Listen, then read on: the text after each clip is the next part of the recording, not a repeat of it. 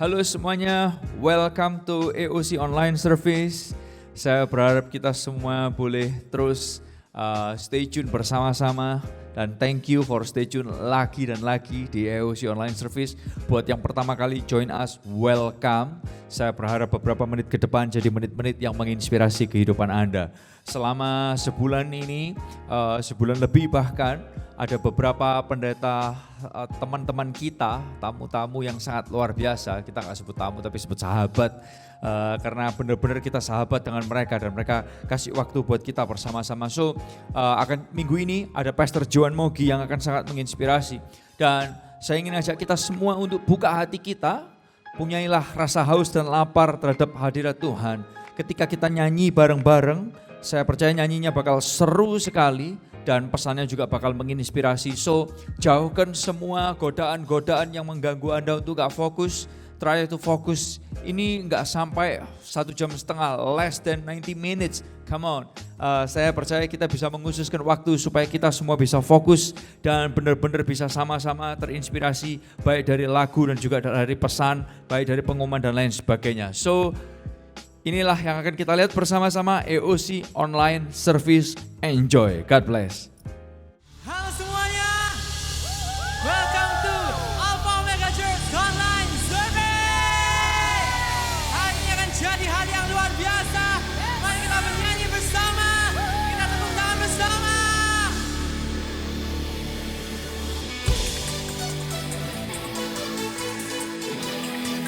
We believe in you, Jesus.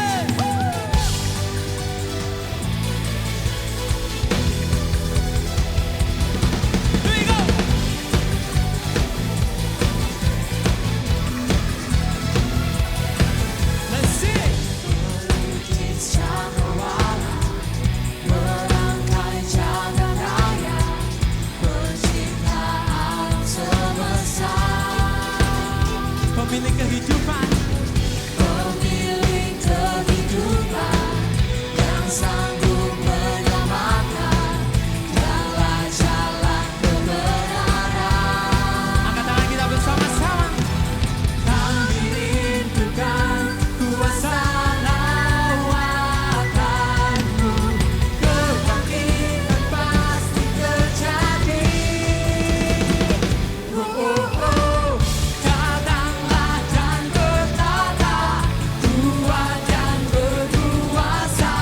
Saat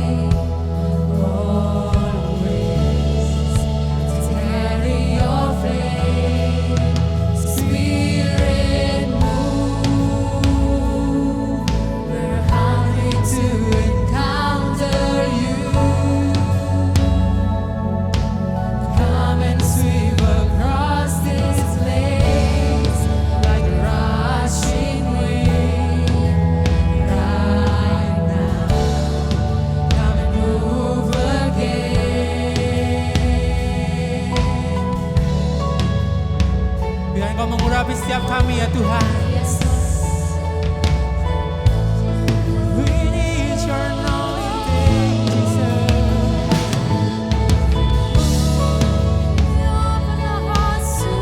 Jesus.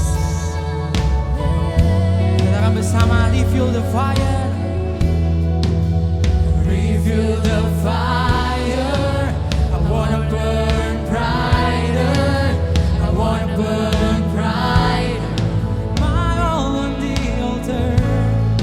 My all on the altar. To carry your fire. To carry your fire. Reveal the fire, Lord. Reveal the fire. I wanna burn brighter. I wanna burn brighter. My all on the altar. My all on the altar. To carry your fire. To carry your fire. Angkat tangan kita bersama, katakan reveal the fire.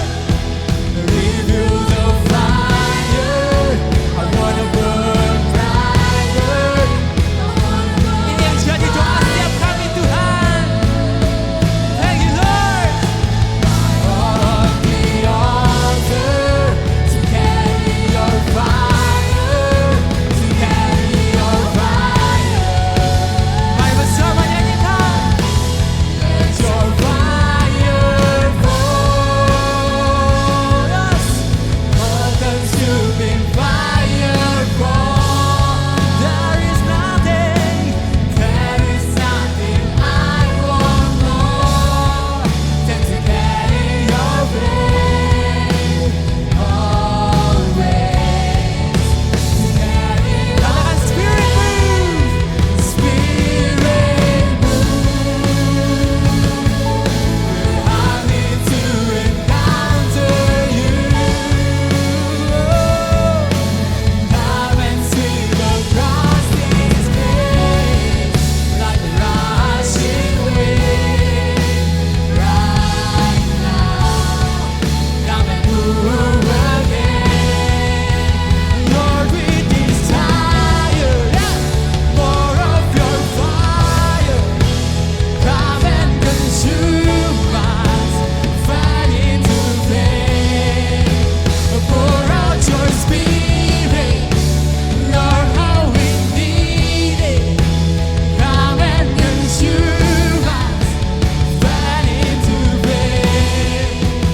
Lord, we desire more of your fire. Come and consume us, fan into flame. Let's go! Pour out your spirit, Lord, how we need it. Come and consume us. Sekali lagi bersama, Lord, we desire. Lord, we desire more of your fire. Come and consume us, fan into flame. Pour out your spirit, Lord, how we need it. Come and consume us, fan into flame. Let your fire fall. All consuming fire fall. There is nothing I want more than to carry your flame always. To carry your flame, spirit hungry to encounter you. Come and sweep across this place like a rushing wind right now. Come and move again.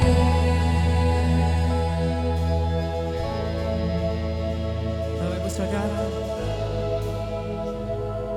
saya nggak tahu apa yang Bapak Ibu Saudara semua alami di minggu-minggu ini. Tapi seringkali di minggu-minggu ini, di hari-hari ini, di mana tantangan hidup terlihat begitu besar di depan kita. Seringkali kehidupan kita menjadi lebih lesu dari biasanya. Seringkali optimis kita hilang. Seringkali semangat kita patah. Seringkali kita kehilangan harapan. Tapi satu hal yang kita lupa, bahwa kita punya Tuhan yang merupakan sumber pengharapan bagi setiap kita. Dia mampu untuk memberikan apinya. Dia mampu untuk mencurahkan apinya bagi setiap kita semua. Mengubah setiap pesimis kita menjadi suatu optimisme yang luar biasa. Mengubah setiap semangat yang patah menjadi semangat yang penuh dengan harapan. Mengubah kelesuan hidup kita menjadi antusiasme yang luar biasa. Yang bisa kita lakukan pada hari ini, seperti yang Tuhan sudah firmankan bagi setiap kita, mintalah maka kamu akan diberi, carilah maka kamu akan mendapatkan, ketuklah maka pintu akan dibukakan untukmu. Kenapa enggak pada hari ini kita mau bersama-sama minta api dari Tuhan, biar api dari Tuhan memenuhi setiap kita, mengurapi setiap kita yang ada di sini. Oleh karena itu, dengan menyadarkan kedua tangan kita lebih tinggi dari biasanya, kita bersama-sama berdoa kepada Tuhan. Reveal our fire, Jesus. Thank you, Jesus. We need your fire, Lord. We need your fire. We need your fire. We need your fire. Oh, Jesus. Hallelujah, Tuhan. Hallelujah, Tuhan. Hallelujah. Thank you, Jesus.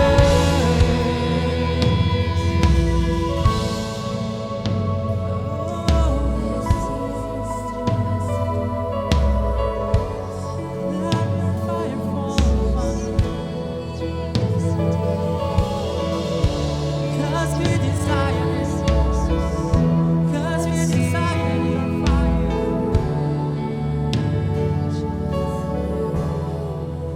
Lord, we desire more of your fire. Come and consume us, fan into flame. Pour out your spirit, Lord, how we need it. Come and consume us, fan into flame. Angkat tangan kita bersama. Lord, we desire jadi doa kami Tuhan. We need your fire, Lord. Come and consume Yes, God. fan into flame. Pour out your spirit, Lord, how we need it. Come and consume us, fan into flame. Your fire. All consuming fire fall. There is nothing I want more than to carry your flame always. To carry your flame, Spirit, move. Spirit move. We're hungry to encounter you. Come and sweep across this place like a rushing wind right now. Come and move again. Tepuk tangan dan salsa luar biasa bagi Tuhan kita.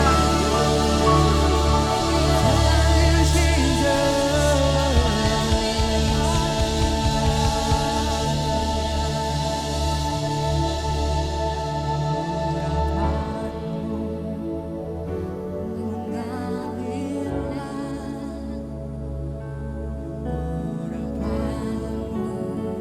you, Why you aku?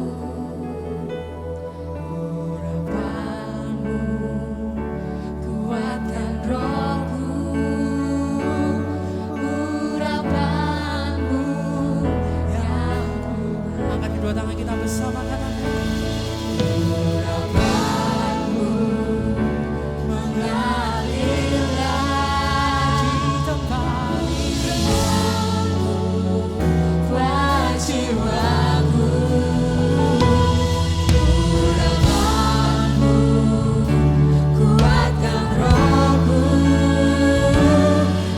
Urapanmu yang ku perlu. Urapanmu mengalirlah, urapanmu buat jiwaku. Urapanmu kuatkan rohku. Urapanmu yang ku perlu. Saudara-saudara yang dikasihi Tuhan, di luar dua lagu terakhir ini yang kita nyanyikan, ini apa yang menjadi beban di hati saya selama ini. Dan saya percaya Roh Kudus bicara hal yang sama lewat Adi dan juga seluruh tim Praise and Worship. Ada satu hal yang saya kepingin share kepada saudara-saudara semua adalah ini. Tahukah saudara bahwa Tuhan itu ada di mana-mana? God is omnipresent. Tuhan itu ada di mana-mana. Saya yakin, saya percaya lewat online service ini Tuhan juga ada di ruangan saudara-saudara semua. Adanya coronavirus, COVID-19. Orang mungkin berkata gereja tutup, tapi sebenarnya enggak. Gereja lagi buka di ruangan Anda masing-masing. Tapi ada satu hal yang saudara perlu aware, saudara perlu tahu. Tuhan ada di mana-mana. Tapi belum tentu dia bergerak melakukan sesuatu. Karena gini, Tuhan ada di mana-mana, tapi dia bergerak kepada Anda dan saya yang haus dan lapar akan Dia. Tuhan ada di mana-mana, tapi dia bermanifestasi di hati-hati yang membuka pintu buat dia. Karena ini kata-katanya, Tuhan itu mengetok pintu dan menunggu ada orang yang mau membukakan pintu. You know, buat sebagian saudara mungkin selama ini Anda merasa, God, Pak, aku gak ngalamin Tuhan lagi ya. Karena mungkin saudara kurang membuka rasa haus dan lapar kepada Tuhan. Saudara perlu tune in lebih lagi kepada Tuhan. Saudara perlu membuka hati saudara karena Tuhan knocking. Tuhan ngetuk.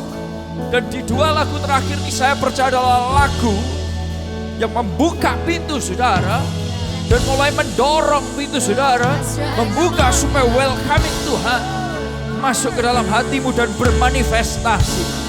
Karena dia ada di rumah-rumahmu, dia ada di mana-mana tempat saudara, dia ada di kamar saudara, dia ada di mobil saudara, dia ada di gadget saudara.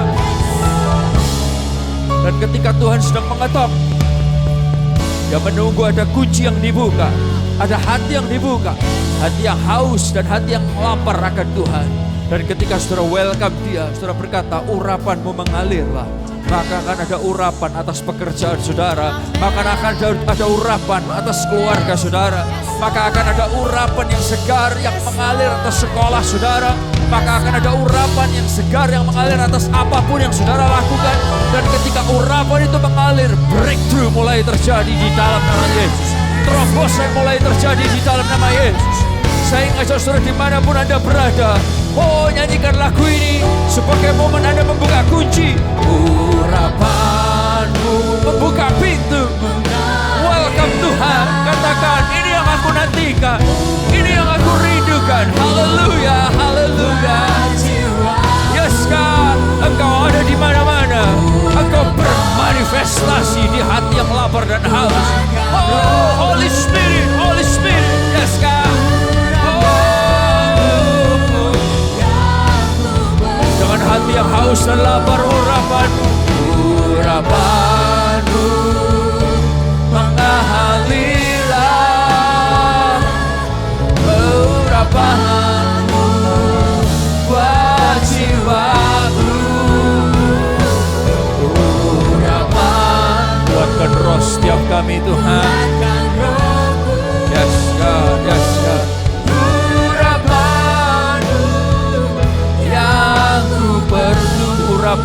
ku perlu Tuhan. Urapan-Mu yang ku perlu. Urapan-Mu yang ku perlu. Kasih tepuk tangan yang luar biasa buat Tuhan kita. Haleluya.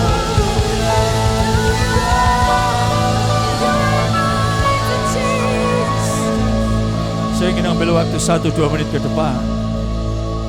Ambil waktu untuk berdoa, untuk welcoming Holy Spirit. Katakan, Holy Spirit, I need you, Holy Spirit. Roh Kudus, aku perlu Engkau, Roh Kudus. Roh Kudus, aku perlu Engkau. Aku welcome Engkau, Roh Kudus.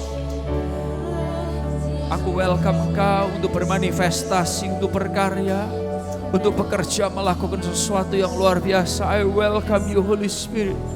I welcome you, I welcome you, I welcome you. Terus berdoa, haleluya, haleluya, haleluya. Yang berbahasa roh, berbahasa roh. Haleluya, haleluya, haleluya, haleluya. Lebih dari sekedar program, lebih dari sekedar event, no. Lebih sekedar dari rutinitas. Kita rindu Tuhan melawat setiap kehidupan kita. Mari buka pintu, dorong pintu biar Roh Kudus masuk, biar Tuhan bicara, bermanifestasi. Yang haus dan lapar akan Tuhan, ini bukan saatnya nonton. Ini saatnya buka kunci, buka handle pintu. Biar Tuhan masuk bermanifestasi. Dia ada di mana-mana. Dia mengetuk pintu hati. Yes, God. Haleluya. Haleluya. Syakaralabas, syakaralabas, syakaralabas. Urapan-Mu mengalirlah. Urapan-Mu buat jiwaku. Katakan bersama. Urapan-Mu kuatkan rohku. Yang percaya katakan urapan-Mu. Urapan-Mu yang ku perlu. Urapan-Mu yang ku perlu.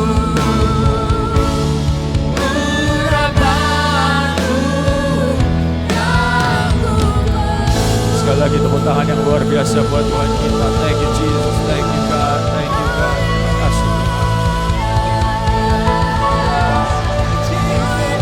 Yes God, yes. Tuhan, kami bersyukur buat kebaikan-Mu. Kami bersyukur kalau Engkau terus mau menunggu di setiap depan pintu hati kami dan terus mengetok.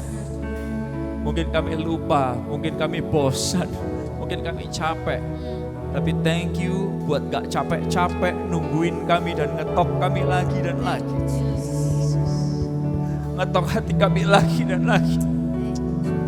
Karena kami percaya ketika kami buka pintu, ada urapan segar yang mengalir dalam kehidupan kami. Terima kasih Tuhan. Ada angin yang baru yang mengalir dalam hati kami. Hamba-Mu percaya di momen ini adalah momen-momen yang powerful. Di minggu ini, di service ini adalah service yang powerful. Tuhan sedang melawat banyak hati. Engkau bukan cuma ada di sana, tapi Engkau melawat kami secara luar biasa. Terima kasih. Buat kami selalu punya sikap hati seperti ini. Gak peduli siapapun yang nyanyi, gak peduli ada gereja on-site atau online, gak peduli siapapun yang khotbah, gak peduli siapapun yang lagi main musik, gak peduli siapapun, tapi lebih dari segalanya kami selalu bisa welcome Tuhan untuk masuk ke dalam hati kami dan bermanifestasi dalam hati kami. Beracara lebih lanjut di dalam nama Tuhan Yesus. Semua yang dulu lebih diberkati Tuhan bersama berkata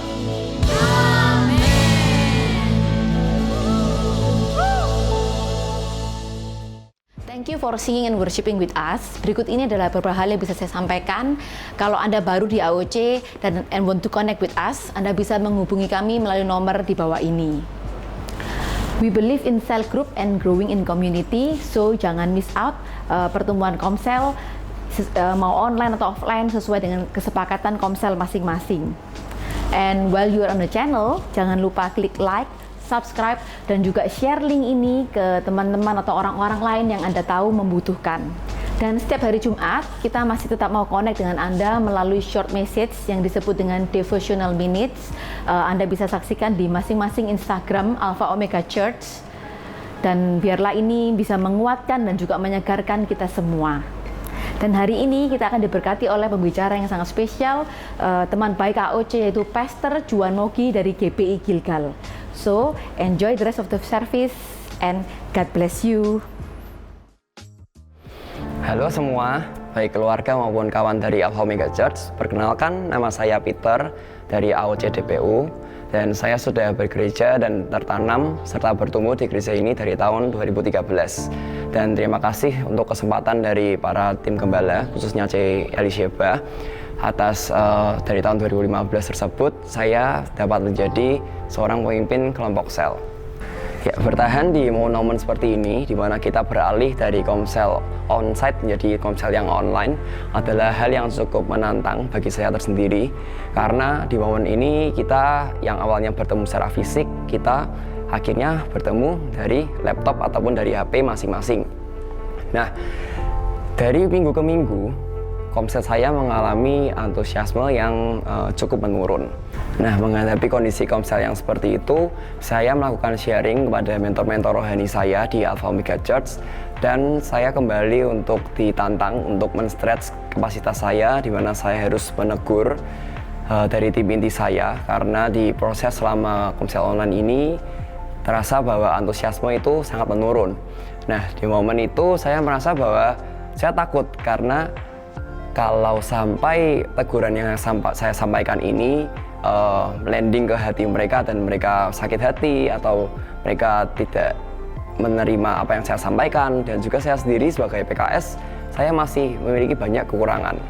Namun ternyata setelah saya melakukan hal tersebut, saya telah berbicara dengan tim inti saya, ternyata yang saya khawatirkan itu tidak terjadi. Malahan yang terjadi adalah tim inti saya sangat terbuka dan mereka suportif tentang apa yang saya sampaikan.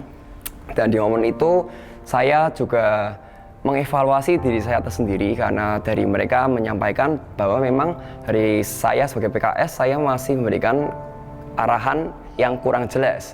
Jadi di momen itu saya merasa bahwa koreksi yang disampaikan itu tidak hanya untuk yang mendengar, tapi juga untuk yang mengkoreksi. Jadi setelah momen evaluasi tersebut, saya kembali ke komsel bersama tim inti saya dengan hati yang lebih antusias, dan antusias itu ternyata memang menular. Nah, dari antusiasme yang meningkat tersebut, tidak disangka-sangka ternyata salah satu anak komsel dari saya melakukan sharing menggunakan PPT, di mana biasanya kita hanya sharing menggunakan warta ataupun hanya baik ngomong video, tapi dia membuat PPT-nya tersendiri, sehingga kita seperti mendengarkan khotbah di hari Minggu seperti biasanya. Nah, setelah dari kejadian tersebut, antusiasme juga makin menular. Di next week-nya, teman dari kita di Komsel juga melakukan sharing menggunakan PPT, dan akhirnya kondisi Komsel dapat menjadi semakin kondusif. Nah, di momen ini saya mengajak bagi kita semua, para leaders dan juga anggota Komsel, mari kita mau lebih inisiatif dan juga antusias kepada setiap dari Komsel kita, karena apa yang Tuhan percayakan harus kita bina dengan sebaik mungkin. Dan terkadang memang koreksi atau teguran itu dibutuhkan untuk setiap dari kita, karena itu kembali seperti kebenaran firman Tuhan, yaitu pedang bermata dua. Kadang itu mengkoreksi orang lain dan juga mengkoreksi diri kita sendiri. Dan percayalah bahwa setiap tantangan yang kita hadapi di momen sekarang, pasti Tuhan menyediakan jalan keluar dan juga hikmat-Nya bagi kita, dan itu dapat membentuk seluruh pihak yang terlibat di Komsel kita. Dan juga yang terakhir, jangan lupa dan jangan sungkan untuk sharing dengan mentor-mentor, dengan koordinator ataupun partner sepelayanan kita tentang apa yang kita alami di kehidupan kita. So that's all from me. Semoga itu memberkati, and God bless you. Halo semuanya, saya tahu di momen ketika kita mendengarkan pesan persembahan, kita seringkali kita share tentang banyak ayat, which is saya berharap itu ngasih foundation buat teman-teman semua. Tapi di kesempatan ini saya mau berbagi cerita kepada Anda semua. Suatu ketika setelah saya melayani di sebuah AOC di hari Minggu seperti luar biasanya, nah saya turun selesai dari ibadah tersebut di salah satu ibadah kita, lalu kemudian ada seorang pemimpin di AOC yang datang kepada saya dan berkata, Pastor Ezra, ada orang yang mau bawa persembahan. Wow, saya pikir gak biasanya datang kepada saya berkata bawa persembahan, dan persembahannya gak bisa dimasukkan ke ke tempat persembahan dan lain sebagainya. Saya lumayan menarik, wow apa ini ya, saya lumayan tertarik, ada apa ini. Lalu kemudian orang ini datang, ternyata dia menceritakan, tahu gak saudara, orang ini membawa persembahan dalam bentuk uang koin yang dia kumpulkan, saya gak tahu berapa lama dia kumpulkan. Dan uang koin ini sampai jadi beberapa kantong plastik yang didobel sama dia. Dan diceritakan, ceritanya cukup panjang sih, saya nggak perlu ceritakan. Dan ternyata orang ini adalah orang dari agama seberang, bukan agama Kristen. Tapi dia mengerti Tuhan mencintai, memberkati kehidupannya, dan dia ingin memberi. Dan dalam kehidupan yang sangat sederhana, dia mencoba menyisihkan apa yang dia dapat untuk bisa memberi kepada Tuhan. Sekali lagi, dia bukan orang Kristen, dia dari agama seberang. Dan dia ngumpulin ini, dia ngumpul ini. Dan dia taruh dalam satu tempat sampai jadi beberapa plastik itu, dan kemudian dibawa. Dan saya ngangkat aja berat banget saudara plastiknya. Wow, dari situ saya ngelihat, wow saya sangat terinspirasi dengan semangat orang ini menyisihkan demi menyisihkan. Bukan menyisakan ya, sekali lagi menyisihkan demi menyisihkan. Supaya dia bisa menata untuk bisa memberi kepada Tuhan. Yang mungkin dia juga belum kenal. Nah ada cerita lain lagi di masa pandemi ini. Ada seseorang yang sangat sederhana kehidupannya juga, oleh karena itu they're not very familiar with the bank transfer ya. Nah, selama masa pandemi, gereja yang berbentuk gedung ini tutup, istilahnya dia gak bisa datang ke gereja, dia ngumpulin persembahannya, dia kumpulin. Dan kemudian sampai suatu waktu, dia sisihkan ini semua, yang dia sisihkan, yang dia kumpulin ini, dia belain datang jauh banget saudara, dari luar kota Surabaya, hanya untuk menyerahkan persembahannya. Wow, saya dengerin cerita seperti ini saya sangat terharu saudara. Nah sebagian saudara yang lain mungkin saudara berpikir, oh menarik ya cerita gitu. Ya aku kalau kasih persembahan, aku kasih persembahannya transfer. Jadi ceritaku gak menarik dong. No. Tahukah saudara bahwa saya mengerti Anda pun yang memberi persembahan lewat bank transfer, Anda pun punya cerita-cerita yang sangat luar biasa. Saya mengerti dan kita tim gembala selalu mendoakan Anda yang berusaha setia memberi. Tapi kenapa saya ceritain cerita ini?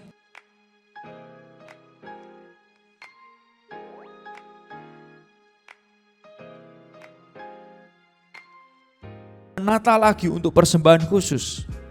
Ya, sebagian dari saudara-saudara Anda mungkin terinspirasi dengar cerita ini dan Anda gak pernah memberi. Tapi saya tahu bahwa ini sesuatu hal yang luar biasa. Kita tim gembala selalu ingin mendoakan Anda. Setiap pemberian Anda itu diperhatikan oleh Tuhan.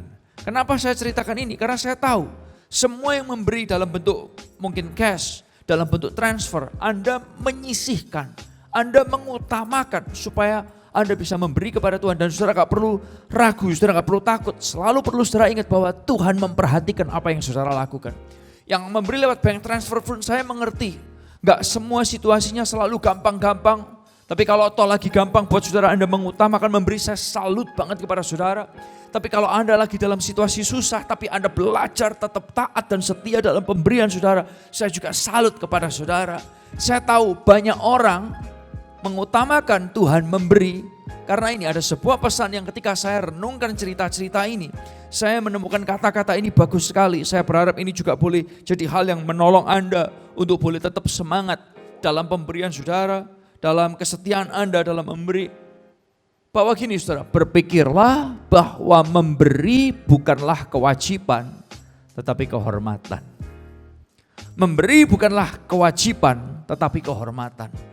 Oleh karena itu buat orang-orang yang tadi saya ceritain, buat orang-orang yang setia menabur, setia memberi perpuluhan, persembahan khusus, Saya tahu Anda mengerti hidup saudara memberi nggak gampang. Tapi memberi itu adalah kehormatan, bukan kewajiban. Saya ingin announce kepada saudara-saudara semua, AOC Palangkaraya, AOC Jakarta, AOC Duku Kupang, AOC DPU, setiap gereja lokal saudara, kita bisa terus jalan. Online service ini bisa jalan karena semua pemberian saudara, support dari gereja lokal seluruh AOC. Sehingga kita bisa bergerak terus melakukan ini semua. Dan saya percaya saudara-saudara yang memberi, Tuhan memperhatikan kehidupan saudara. Ayo kita doa sama-sama. Tuhan Yesus, kami yakin, kami percaya, kami punya Tuhan yang hidup, yang memperhatikan setiap yang kami lakukan. Tuhan, ketika kami memberi, ini adalah wujud persembahan kami. Dan kami tahu kami punya Tuhan yang hidup, yang matanya melihat apa yang kami lakukan, dan tangannya tidak tinggal diam terhadap kehidupan kami. Terima kasih buat kehormatan untuk kami bisa terlibat lewat keuangan kami. Kami ingin terus belajar bahwa ini bukan kewajiban, tapi kehormatan untuk kami bisa terlibat lewat keuangan kami.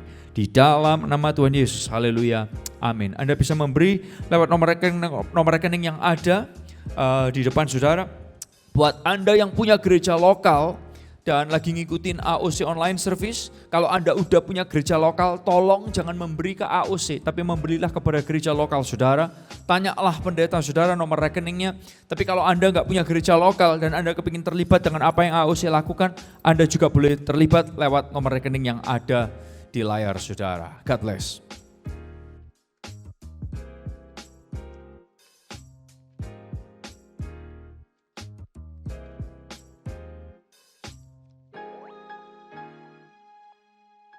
Wow, saya percaya kita diinspirasi lewat lagu-lagu tadi, dan saya percaya Roh Kudus berbicara kuat kepada kita semua. Berikut ini adalah seorang hamba Tuhan yang sangat luar biasa banget. Kita bersyukur banget bisa menyebut dia sebagai sahabat. Dia adalah orang yang secara personality-nya tuh asik banget. Diajak ngobrol seru banget, gokil banget, dan orangnya tuh very humble. Saya ingat sekali pertama kali saya ketemu dengan dia bukan di kota Jakarta, tapi saya ketemu dengan dia justru di Filipina. And he's a very humble person and very fun. Dan dia adalah orang yang sangat passionate tentang Tuhan. Dan saya bersyukur dia memimpin salah satu gereja yang sangat vibrant di Jakarta. Dan gerejanya diberkati Tuhan secara luar biasa. Punya keluarga yang sangat hebat sekali dan luar biasa. So tanpa panjang lebar, saya percaya Anda akan diinspirasi luar biasa lewat apa yang akan dia sampaikan. Let's welcome Pastor Juan Moki. Salam sejahtera Bapak Ibu Saudara yang dikasihi oleh Tuhan. Saya senang sekali bisa menyampaikan firman Tuhan di Alpha Omega Church. Walaupun secara online, saya percaya kuasa Tuhan tidak dibatasi oleh jarak, waktu, dan tempat. Saya mengucapkan terima kasih untuk tim penggembalaan yang memberi kesempatan kepada saya untuk menyampaikan firman Tuhan. Berapa banyak Bapak Ibu Saudara yang siap untuk belajar firman Tuhan? Yang siap bolehkah katakan amin bersama-sama? Hari ini saya akan menyampaikan firman Tuhan dengan tema bernilai dan berharga. Setiap kita suka sesuatu yang bernilai. Dan biasanya sesuatu yang bernilai pasti berharga karena ada harganya. Kalau saya boleh tanya, Bapak Ibu Saudara jawab dengan jujur, siapa yang mengikuti kebaktian saat ini senang sesuatu yang bernilai? Tanpa melihat, saya percaya semuanya pasti suka. Karena sesuatu yang bernilai itu biasanya sangat dibutuhkan. Sesuatu yang bernilai itu rata-rata bagus. Dan karena bagus, ada harganya. Firman Tuhan dalam Matius 5 ayat 13, Yesus berkata seperti ini. Kamu adalah garam dunia. Kamu itu siapa? Kita, anak Tuhan. Orang percaya, jadi saya dan saudara adalah garam dunia. Jika garam itu menjadi tawar, dengan apakah ia diasinkan? Tidak ada lagi gunanya selain dibuang dan diinjak orang. Jadi kita adalah garam dunia. Kita sedang mengalami masa-masa yang sulit. Ya, ada usaha yang naik seperti misalnya kesehatan atau misalnya yang jual sepeda lagi booming. Tapi ada juga usaha yang turun. Ada yang sedang menderita sakit, ada yang di PHK, ada yang dipotong gajinya, ada yang tokonya sepi dan sebagainya macam. Tapi kalau kita membangun nilai, jangan takut. Krisis bisa terjadi, tapi kita tetap akan mengalami Tuhan dalam kehidupan kita. Saya bawa sebuah ilustrasi. Ini adalah garam, sea salt, garam laut. Garam ini kelihatannya nggak indah ya dari bentuknya. Cuma garam. Tapi garam ini sangat bernilai. Mau musim apapun, mau krisis, nggak krisis, mau hujan, mau panas, garam ini tetap laku di sepanjang masa. Dan karena garam ini dibutuhkan, kalau garam ini harganya dinaikkan masih tetap dicari oleh orang. Walaupun garam ini sedikit, misalnya contoh kita masak sup 1 panci, mungkin kita hanya butuh 2 sendok teh garam, tapi 2 sendok teh garam kalau ditaburkan ke dalam sup itu akan memberikan rasa. Garam yang sedikit ini akan bernilai. Jangan berpikir bahwa aduh kita minoritas, aduh bisnis kita masih kecil, aduh saya nggak sehebat yang lain, aduh pelayanan kita masih kecil, gereja kita kecil, nggak sebesar yang lain. Dengar baik-baik, kalau kita fokus membangun nilai, kita menjadi pribadi yang bernilai, gereja yang bernilai, bisnis kita bernilai. Kalau kita kerja, kita jadi karyawan yang bernilai. Kalau kita menikah, kita jadi suami yang bernilai, istri yang bernilai. Kita akan jadi sangat berharga. Kita akan dihormati oleh manusia, dihormati oleh Tuhan, dicari oleh orang. Jadi saya mau bahas tentang bernilai dan berharga. Sangat penting sekali memiliki nilai di dalam kehidupan. Sama seperti garam tadi. Untuk kita sukses dan berhasil dalam hidup, siapa yang mau sukses dan berhasil? Yang pertama kita perlu visi. Visi itu kita mau kemana? Kita mau kemana atau kita mau jadi apa? Saya beri contoh. Saya mau ke Surabaya. Nah itu kan visi. Mau kemana? Atau saya mau jadi orang kaya. Itu kan visi. Kita mau jadi apa. Tapi kalau yang pertama visi itu penting, jangan lupa yang kedua. Itu namanya misi. Misi itu adalah kendaraan atau cara, metode yang kita pakai untuk mencapai kepada tujuan tersebut. Misalnya visinya mau ke Surabaya. Kendaraannya apa? Jalan kaki bisa langsung masuk ICU atau ketemu Tuhan atau bisa lama. Bisa naik sepeda, bisa naik kereta api, bisa. Aku pernah naik kereta api ke Surabaya. Mau naik pesawat terbang, bisa. Mau naik kapal laut, bisa. Mau naik mobil, bisa. Naik motor, bisa. Itu misinya. Kendaraan sangat penting. Lalu contoh yang tadi, aku mau jadi orang kaya. Nah dengan cara apa? Kerja halal, kerja non halal. Misalnya jual obat-obat terlarang atau jadi perampok atau bekerja dengan benar. Itu adalah kendaraannya. Jadi visi yang pertama itu penting kalau mau sukses, mau berhasil. Yang kedua adalah misi, kendaraannya. Tapi banyak orang lupa yang ketiga. Jadi visinya sudah benar, udah bagus. Kendaraannya benar, bagus. Tapi dalam perjalanannya itu kita perlu yang namanya nilai. Ini yang ketiga untuk kita sukses atau berhasil. Nilai itu seperti gini, rambu-rambu. Misalnya contoh tadi ke Surabaya visinya. Kita naik mobil, kita nggak ngerti rambu-rambu. Dilarang berhenti, kita berhenti diseruduk sama truk. Lalu misalnya ada lampu merah, kuning, hijau. Saatnya kita berhenti, lampunya merah, kita jalan terus. Misalnya sekarang diserempet sama bus misalnya. Jadi kita nggak akan selamat sampai di sana. Kalaupun kita selamat, dimaki-maki sama orang, dimarahin orang. Mata lu di mana? Lu nyetir punya SIM nggak? SIM-nya nembak ya gitu. Jadi visi penting, kita mau kemana. Misi itu kendaraannya apa. Tapi yang penting juga rambu-rambunya selama di perjalanan. Itu yang saya sebut dengan nilai. Ada banyak orang yang punya visi mau jadi kaya. Cuma kendaraannya kadang salah. Atau kalau kendaraannya benar, cara-caranya salah. Sehingga dia nggak bernilai. Walaupun kaya, tapi di mata orang, oh dia tuh yang kaya. Oh yang suka nipu itu, oh yang suka bohong itu, oh yang kalau utang nggak bayar, oh kalau janji nggak tepat waktu. Nah kan nggak enak. Nah saya berdoa supaya kita semua termasuk saya, Jemaat Alpha Omega Church, kita punya nilai yang luar biasa. Visi, misi, nilai. Dalam perjalanan menuju ke visi, kita perlu berpegang pada nilai-nilai yang ada. Nilai itu apa sih definisinya? Nilai adalah sesuatu yang kita anggap penting, kita hidupi, dan kita mau bayar harganya supaya itu terwujud.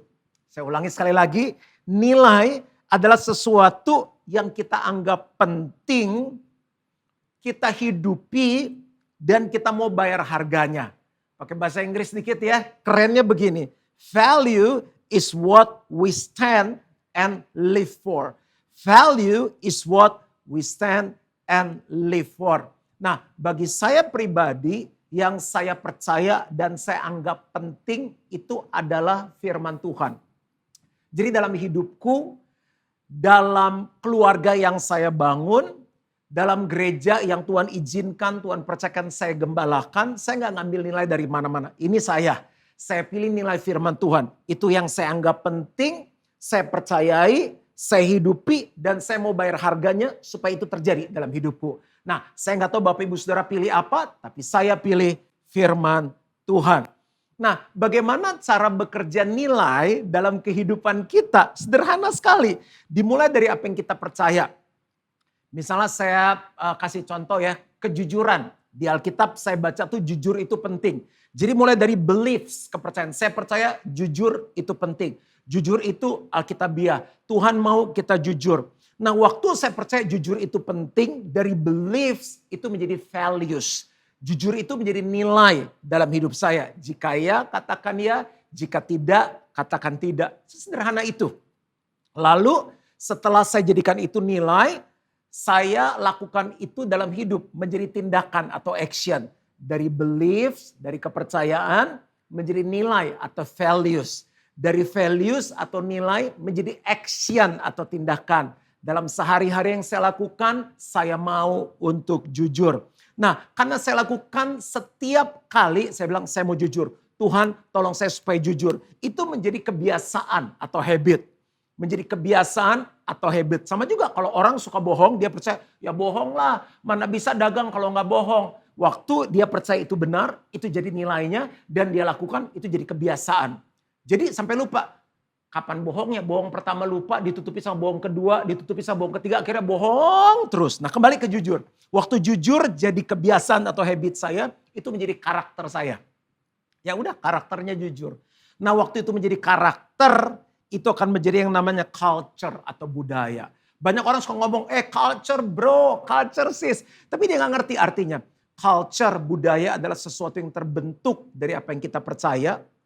Lalu kita pegang itu menjadi nilai, kita hidupi, waktu kita hidupi jadi kebiasaan, waktu kita hidupi jadi kebiasaan jadi karakter, waktu itu jadi karakter jadi budaya. Sama, tepat waktu itu bisa jadi budaya, murah hati itu bisa jadi budaya, komitmen itu bisa jadi budaya. Nah sekarang saya masuk lebih dalam lagi. Sampai sini apakah Bapak Ibu Saudara bisa mengikuti? Yang diberkati sama-sama katakan amin. Ya pasti setiap kita pengen bernilai, pengen berharga. Apa sih manfaat dari nilai? Hidup lagi susah jangan dibikin susah lah. Pakai bahas-bahas nilai sekarang. Nilai-nilai segala ya kan. Yuk apa sih manfaat dari nilai? Yang pertama nilai itu menjaga hidup kita.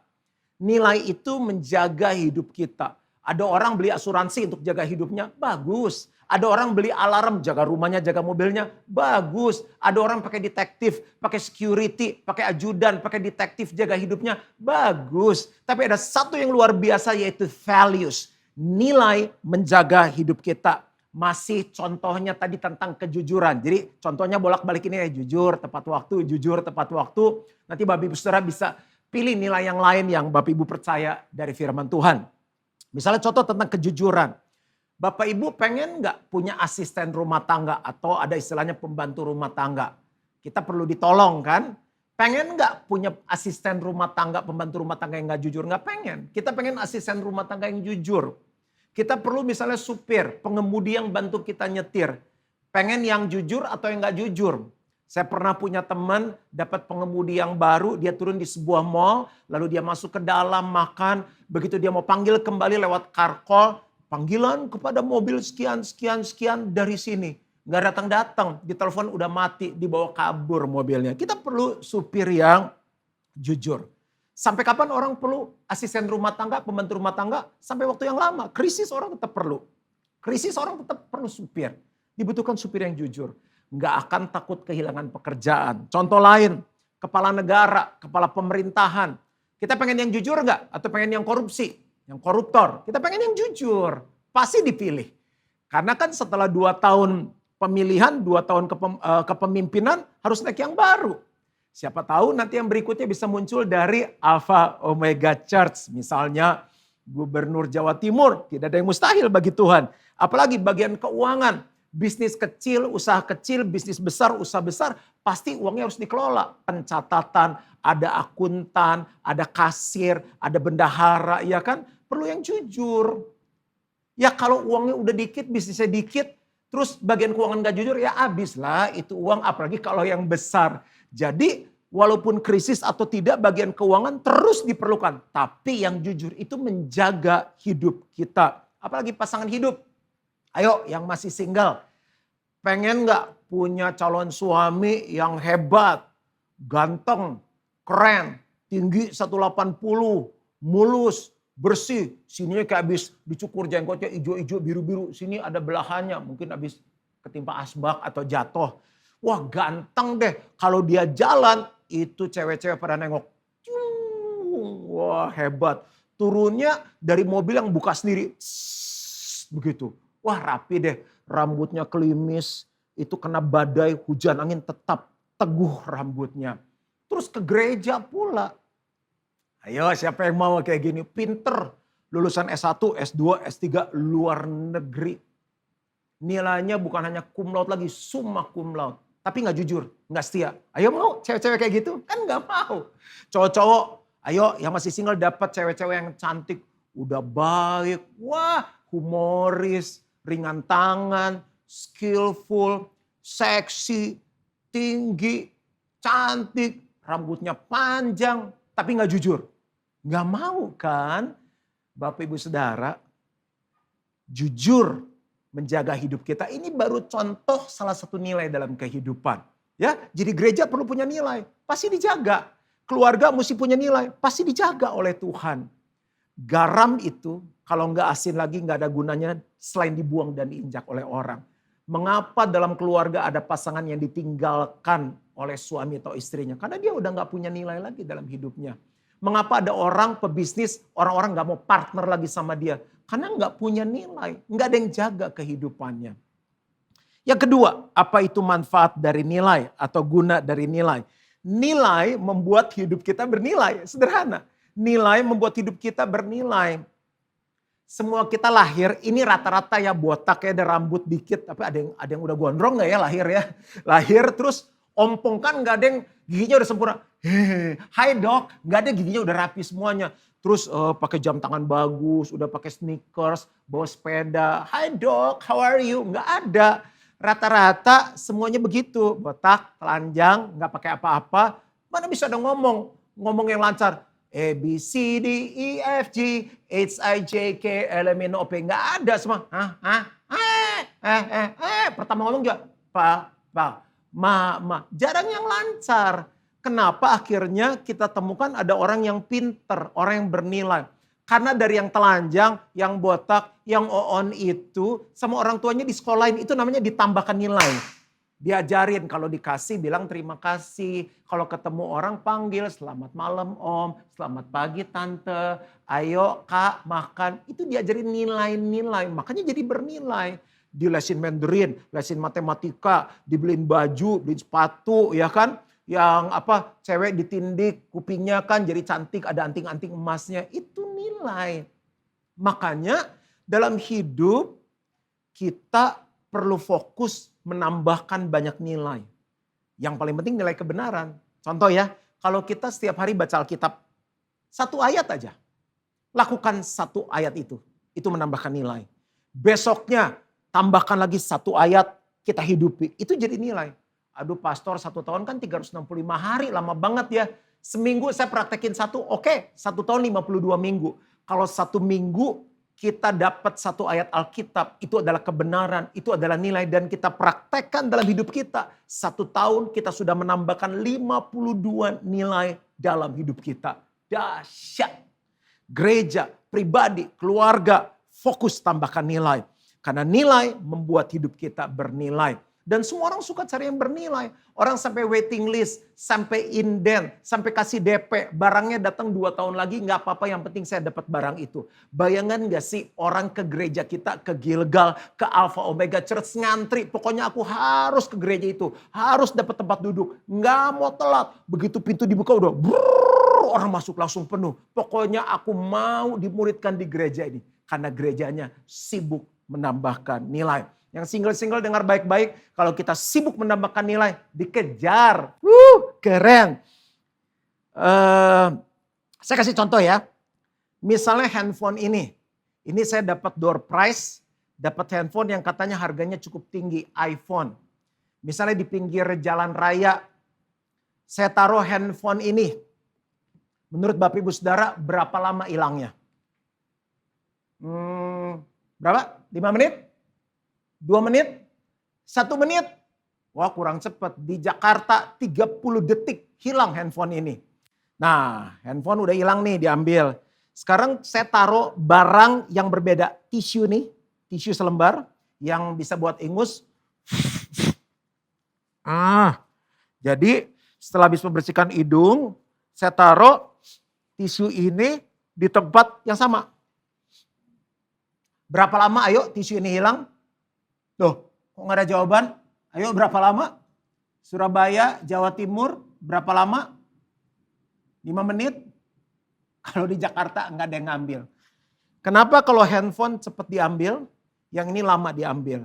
Karena handphone punya nilai. Ini tidak ada nilainya.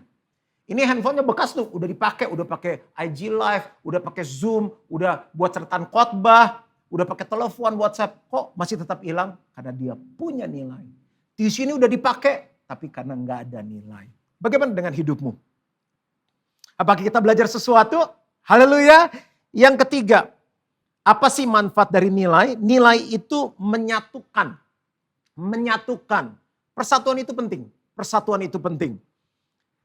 Kita ke depan akan jadi apa? Tergantung dengan teman-teman kita sekarang. Firman Tuhan pernah menasihatkan pergaulan yang buruk merusak kebiasaan yang baik. Berarti pergaulan yang baik menumbuhkan kebiasaan yang baik. Dan kita suka bilang begini, kenapa ya? Sekitar saya nih kok orang-orangnya suka nipu, orangnya suka jahat, suka gosip. Kenapa ya? Yang deket-deket saya ini cowok-cowok yang murahan gitu ya, gak keren-keren. Kita perlu ngaca. Mungkin karena nilai itu ada dalam hidup kita, kita dikelilingi oleh orang-orang yang seperti itu. Tapi kalau nilai kita tinggi, kita akan dikelilingi oleh orang-orang yang juga punya nilai. Bapak Ibu Saudara, kalau kita dalam kehidupan pribadi, kita masih single, jadilah gadis, wanita single yang punya nilai. Aduh kalau saya punya nilai terlalu tinggi, ntar cowok-cowok mana ada yang mau. Akan ada cowok-cowok yang punya kelas yang akan menghampiri kita. Saya pernah satu saat survei di Bali, ada hotel bagus banget. Saya bilang, yuk kita lihat yuk hotelnya yuk. Terus dibawa pakai bagi itu yang mobil jalan itu. Sama masnya disetirin sama si Bli itu. Terus saya bilang, Bli itu hotelnya bagus tuh. Kamar villanya berapa semalam? Wah itu sih kurang lebih $3.000 ya Pak. Hah? Mau pingsan $3.000 satu malam itu kan berarti berapa? Hampir 45 juta. Saya bilang siapa yang mau nginep $3.000? Belinya bilang Pak sampai sekarang yang nginep itu belum keluar Pak, udah 3 bulan matang. Saya bilang 90 hari kali $3.000. Ternyata hotel yang mahal ada yang nginep. Kenapa? Karena dia punya nilai, punya kelas, yang datang orang berkelas. Bapak Ibu Saudara, nilai akan menyatukan. Itu punya daya tarik dengan jenis orang yang sama. Kalau Bapak Ibu Saudara mau didatengin sama orang yang beli produk kita dengan serius, daganglah dengan serius. Jangan tipu-tipu. Kalau kita tipu-tipu nanti nariknya orang-orang yang suka nipu-nipu juga. Yang keempat, nilai itu memuliakan Tuhan. Nilai itu memuliakan Tuhan. Berapa banyak yang rindu hidup kita memuliakan Tuhan. Ya, penting sekali. Misalnya saya kasih contoh begini. Bapak Ibu pernah nggak lagi jalan-jalan, naik mobil, jalan kaki atau naik sepeda, terus lihat ada rumah yang bagus. Kita langsung teralihkan. Wih, bagus amat rumahnya. Oke, itu yang pertama tuh yang keluar komen kita. Yang kedua apa? Rumah siapa ya? Yang ketiga apa? Siapa yang bangun ini rumah ya? Siapa arsiteknya ya? Siapa kontraktornya? Bagus ya. Kenapa? Karena rumah itu bernilai. Sangat bagus. Bayangkan kalau gereja kita, gereja saya, gereja saudara, hidupku, hidupmu, keluargaku, keluargamu, pekerjaanku, pekerjaanmu. Apapun yang kita lakukan, kita bangun nilai dengan luar biasa. Orang lihat hidup kita kan begini. Wow. Wuhu. Keren. Awesome bro. Cool bro gitu. Dan lama-lama sekretariat, kok lu bisa gitu sih? Bisa jujur banget. Lu kok mau istri lu bisa kayak mesra banget. Kok lu bisa punya integritas gitu sih? Kok kerjaan lu bisa excellent banget? Setelah diselidiki, ketahuan kita anak Tuhan. Setelah ketahuan anak Tuhan, kita gereja dari Alpha Omega Church.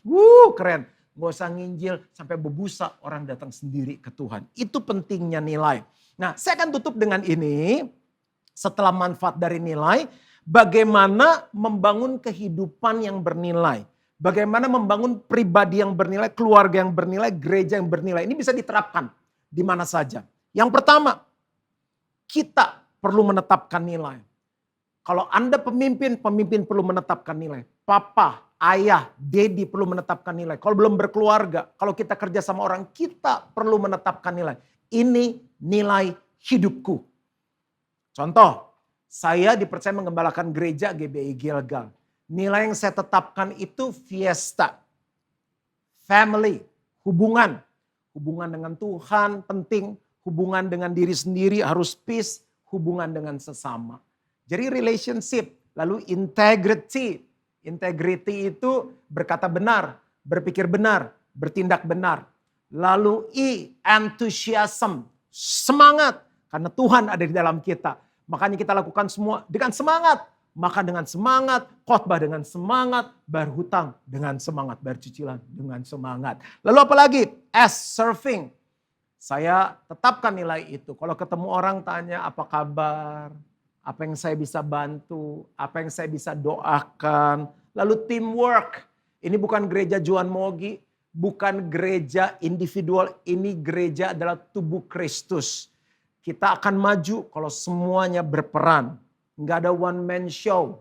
Tim. Yang berikutnya adalah attitude. Bagaimana kita berespon. Bagaimana kita bereaksi. Jadi saya menetapkan akronimnya tuh Fiesta. Nah Bapak Ibu Saudara tetapkan. Hidupmu nilainya apa? Misalnya contoh yang single. Aku tetapkan kekudusan jadi nilai hidupku. Ciuman pertamaku hanya setelah diberkati oleh pendeta. Dalam nama Yesus. Amin. Sah suami istri. Aku mau cium calon istriku. Keren, itu contoh. Jadi yang pertama, kita perlu menetapkan nilai. Karena kalau kita nggak menetapkan nilai, orang lain yang tetapkan nilai. Kalau orang tua nggak kasih nilai sama anak-anaknya, teman-temannya kasih nilai. Dan kita marah-marah, kurang ajar kamu. Ya anaknya bingung nggak pernah dikasih nilai. Kalau nilai kita tepat waktu, pendeta bilang oke, kita harus tepat waktu. Jadi kalau ada jemaat terlambat, mereka tahu nilainya bahwa kita harus tepat waktu. Jadi kalau kita kebaktian jam 10, mulailah jam 10. 10 kurang 5 tim udah siap semuanya di panggung. Kenapa orang datang seenaknya 10.15, 10.20? Karena mereka nggak pernah ditetapkan nilai. Nilai akan menentukan cara kita berpikir, cara kita bertindak, kebiasaan dalam hidup kita.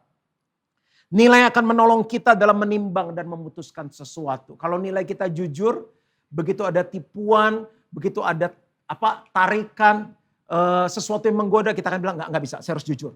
Saya harus jujur. Walaupun rugi, saya harus jujur. Kita belanja, uang kembaliannya lebih, kita harus kembalikan. Bu, maaf, uangnya kelebihan. Kita bisa memutuskan karena nilai yang kita pegang. Nilai akan menentukan prioritas dalam hidup kita. Kenapa kami dalam berteman selalu lama? Pekerja-pekerja kita dari awal GBI Gilgal kita bersatu. Kita seringkali beda pendapat. Tapi kalau kita beda pendapat, oke, satu A dia B, kita bilang begini, hubungan itu di atas segalanya. Tadi kita bisa kesal-kesalan, tadi kita bisa beda pendapat, tapi ingat, we are family. Hubungan di atas segalanya. Nilai akan menentukan bagaimana orang memperlakukan kita. Kalau wanita-wanita yang single bilang kekudusan adalah nilaiku, cowok gak bisa seenaknya sama kita. Kita bilang ini, Mas maaf, jangan, kita belum diberkati. Mas maaf, jangan, kita belum suami istri. Dan nilai akan menentukan siapa yang ikut kita. Kalau kita kuat di hubungan, yang akan ikut kita orang-orang yang mau punya hubungan yang kuat. Kalau kita orang yang punya integritas, orang-orang yang ikut kita adalah orang-orang yang punya integritas. Kalau kita semangat, orang-orang yang ikut kita adalah orang-orang yang semangat. Yang kedua, bagaimana membangun kehidupan yang bernilai baik. Yang kedua adalah bukan hanya menetapkan nilai, tapi kita harus menghidupi nilai itu. Menghidupi nilai itu. Saya kasih contoh yang sederhana. Misalnya salah satu nilai kita serving, melayani. Saya kalau hari Minggu misalnya 6 kali khotbah, saya saat fisik saya kuat, saya turun jeda kebaktian. Saya masuk ke welcome lounge, saya tanya, apa kabar Pak? Nama saya Juan, Bapak namanya siapa? Tinggal di mana? Saya serve, saya layani, kasih teh, kasih kopi, ambilin kue, ngobrol-ngobrol sama mereka. Saya doakan. Kalau saya misalnya nggak tugas, saya misalnya bisa jaga di parking ministry, saya jadi security di anak. Karena itu nilai kita. Setiap kali ketemu orang kita tanya, gimana kabar kamu? Lalu apa yang saya bisa bantu? Apa yang saya bisa doakan? Itu mempraktekkan nilai. Misalnya contoh lagi nilai antusias. Teman-teman yang ketemu saya jarang sekali lihat saya nggak antusias. Khotbah antusias, mimpin pujian antusias. Dalam segala saya berusaha antusias. Karena itu nilai yang bukan hanya saya tetapkan, tapi saya hidupi. Dan yang ketiga, yang terakhir. Bagaimana sih kita bisa menghidupi nilai dalam sehari-hari. Membangun kehidupan yang bernilai baik. Jadi yang pertama kita menetapkan nilai. Yang kedua kita menghidupi nilai. Baru setelah kita menghidupi yang ketiga kita mengajarkan nilai. Nah orang tuh suka lupa. Kalau orang lupa orang itu nggak ingat. Dan kalau kita nggak mengajarkan berulang-ulang kepada karyawan kita, kepada jemaat kita, kepada teman-teman kita dalam pelayanan, lama-lama nilai itu dilupakan. Jadi saya beri contoh saya, waktu saya memimpin jemaat, saya setahun 2 kali di awal tahun, lalu saya punya paket khotbah seri itu 6 minggu berturut-turut, setiap tahun membahas nilai. Pertemuan pekerja saya bahas nilai. Retret pekerja, pemimpin saya bahas nilai. Di kantor saya ulangi juga nilai-nilai. Supaya apa? Orang itu bisa terus ingat. Dan saya coba mengajarkan dengan cara yang kreatif. Kayak saya punya putri 1, istri 1. Di keluarga saya bilang ingat ya nilai kita God's first. Tuhan yang utama itu saya ulang-ulang. Kenapa kita perlu mengajarkan nilai? Menandakan bahwa ini penting. Menandakan bahwa nilai itu penting. Dan orang itu perlu waktu untuk menangkap, mengerti, dan menghidupi nilai. Dan waktu itu diulang-ulang menyemangati mereka. Saya selesai. Saya akan tutup dengan ini. Kamu adalah garam dunia. Garam itu memang baik. Garam itu mengawetkan, mengasinkan, memberi rasa. Tapi kalau garam itu tidak asin lagi, garam itu nggak punya nilai, nggak ada gunanya selain dibuang dan diinjak oleh orang. Kerinduan saya, tidak ada satupun di antara kita. Gereja yang kita gembalakan tidak akan ditinggalkan orang. Keluarga nggak akan ditinggalkan, bisnis kita nggak akan ditinggalkan pelanggan. Kalau kita sebagai karyawan, bos kita akan sangat memerlukan kita. Kalau perlu gajinya dinaikin, dipromosi lagi. Kenapa? Karena kita bernilai. Kesimpulannya apa? Jadilah anak Tuhan yang memiliki nilai dalam kehidupan. Dan saat kita memiliki nilai, kita akan memuliakan Bapa kita yang di surga. Amin. Tuhan Yesus memberkati. Mari kita berdoa. Bapa di surga, kami bersyukur untuk kebenaran firman Tuhan yang Tuhan bukakan dan ajarkan bagi kami. Untuk kami berhasil punya visi itu bagus. Kami mau kemana, kami mau jadi apa. Punya misi itu bagus, kendaraan mencapai visi dengan apa. Tapi seringkali kami lupa, kami harus punya nilai rambu-rambu. Supaya dalam perjalanan itu kami tetap dalam keadaan yang baik. Kami dihormati oleh manusia, dihormati oleh Tuhan. Tuhan, biar semua yang kami dengar pada hari ini tentang nilai. Kami bisa mulai menetapkan nilai dalam hidup kami. Kami mulai menghidupinya. Dan kami menceritakannya kepada keluarga kami. Kepada orang-orang yang kami pimpin. Dan hidup kami akan menginspirasi banyak orang. Dan nama Tuhan dipermuliakan. Ini doa kami. Berkati semua yang hadir yang mengikuti kebaktian ini. Di dalam nama Tuhan Yesus. Amin. Amin. Tuhan Yesus memberkati. Ada berapa yang sangat diinspirasi lewat apa yang Pastor Juan baru saja sampaikan? Boleh kasih tepuk tangan dan sorak-sorai yang saya nggak mungkin akan mendengarkan Anda. Oke, kita berdoa bahwa semua all the guest speakers yang udah bicara sejauh ini selama I don't know how many weeks, 3 weeks, 4 weeks, 3 minggu ya. Oke, kita berharap mereka bicara bukan yang pertama dan terakhir buat kita, tapi there will be more and more visiting buat kita semua, AOC. And kita juga berharap Pastor Juan juga bisa ngisi lagi di tengah-tengah kita. Dia seorang kawan, sahabat, dan seorang pembangun gerejanya Tuhan yang sangat luar biasa. Kita berdoa keluarganya, kehidupan pribadinya, dan gerejanya juga boleh diberkati Tuhan secara luar biasa.